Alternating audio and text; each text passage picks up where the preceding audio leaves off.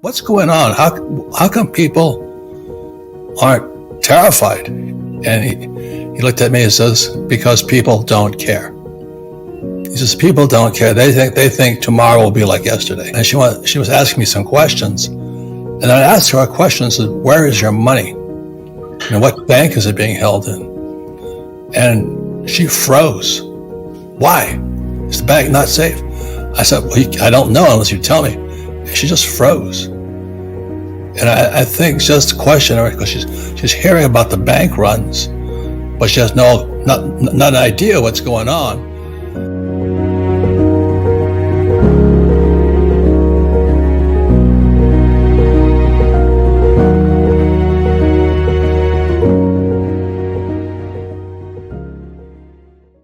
The first question is, we all heard about Silicon Valley went down. Then we heard Credit Suisse went down. Those are big banks. But there was also the crash of the crypto with Sam Bankman-Fried. And I'm old enough to remember the savings and loan crash. And there's no savings and loan today. They're gone. And people just sort of, once the panic's over, they forget about it. And the question is, where is your money? How safe is it? And what should you be doing? So Andy, welcome to the program. Good seeing your smiling face again. So explain something to us. You have these big national banks. Everybody hears about, Jamie Dimon is JP Morgan. Anyway, yes. The mega banks, there's a few of them. And then what happens is now the regional banks are starting to go. So Andy, would you give the distinction between a national bank like Wells Fargo, I think Bank of America, and my neighborhood bank? Right, I have about 3 small banks within walking distance of my house. So what's the difference in the size of the banks? Well, I guess the easiest way to say it is that they're just too big to fail, according to the Fed, or to the Treasury Secretary, Janet Yellen. These large commercial banks, their balance sheets are just as corrosive and filled with toxic assets as the smaller banks. But because they are so systemically tied to one another, as the Treasury Secretary calls them, systemically too big to fail, like Credit Suisse was, they will be bailed out.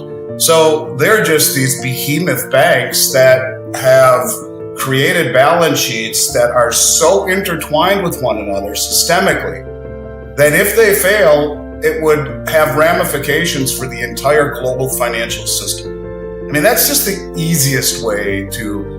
There are other distinctions that you could make and differences that you could make between the regional banks, the nearly 5,000 regional banks, and the 5 or 6 massive behemoth commercial banks like Wells, JP Morgan, like Goldman Sachs, like Citibank, like Bank of America. These large, too big to fail commercial banks are more or less being backstopped and guaranteed by the Federal Reserve. Well, the rest of the banks, as we were told by Janet Yellen, if they're not too systemically large, as the majority of them are not, they won't be bailed out. They'll be bailed in, where the depositors are general creditors of the bank, and the money that you deposit really belongs to the bank and not to you. You are a creditor of the bank. And if they go under, instead of being bailed out the way that Silicon Valley Bank was, because many politicians had their money there and the big startup money for Silicon Valley, whatever the reason they bailed it out, it shouldn't have been bailed out according to the new laws.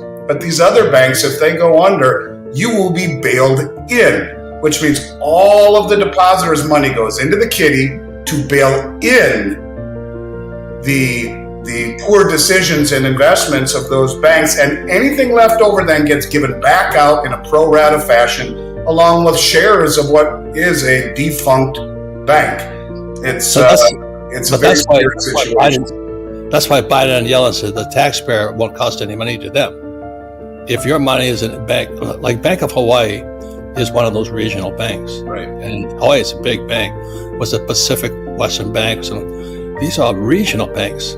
So if your money is in there, that means your savings then goes to bail out the bank, not the taxpayer. Am I correct on that? That's exactly correct. That is exactly correct. You bail in instead of bail out. It's what happened in Cyprus. It's more or less the exact same thing that would happen in bankruptcy proceedings, where the money is used instead of making certain people whole. The money is used to make everyone whole in a pro rata fashion. And so people deposit their money in the bank. They think it belongs to them. It's there when you need it, but really that's not the case.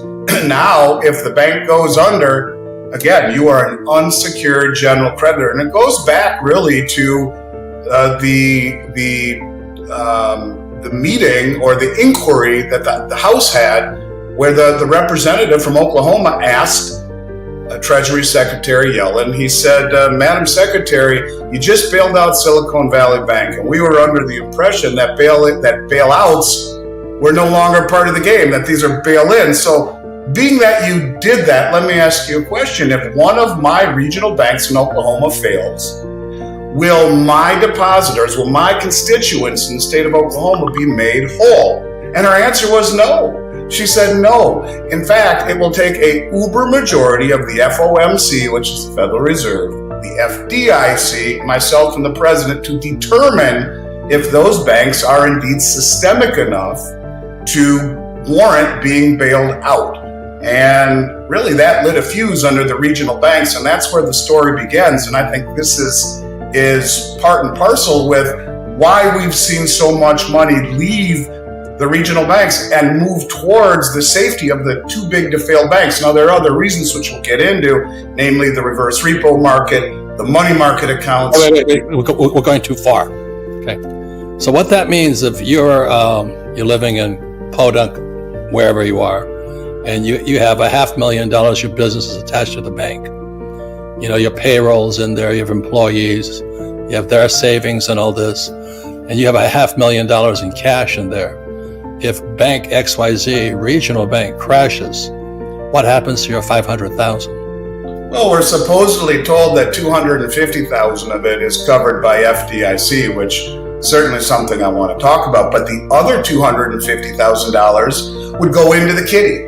So in theory, you get your $250,000 insured by FDIC. The other $250,000 then goes into, in essence, bankruptcy proceeding, where it is used to bail in the inequities of the bank. Hopefully there's something left over, and anything that is left over goes out in a pro rata fashion to all of the people who then bailed in the bank.